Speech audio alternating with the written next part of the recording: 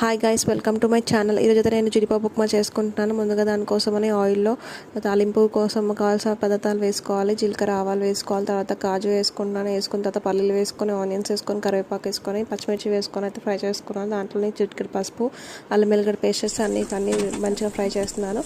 అవి ఆయిల్లో ఉడికే వరకు చూస్తున్నాను. ఆయిల్ ఉడికిన తర్వాత ఒక 4 గ్లాసుల వాటర్ అయితే వేసుకుంటున్నాను. 2 గ్లాసుల రవ్వకి 4 గ్లాసుల వాటర్ అయితే వేసుకుంటున్నాను.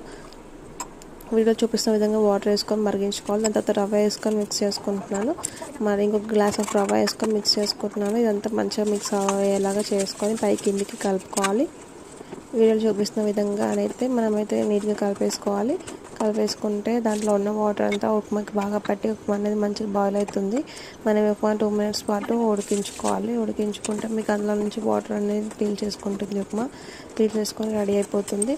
లాస్ట్గా కొంచెం పైనుంచి ఆయిల్ పోసుకుంటే ఉప్మా రెడీ అయిపోతుంది. కొంచెం కొత్తిమీర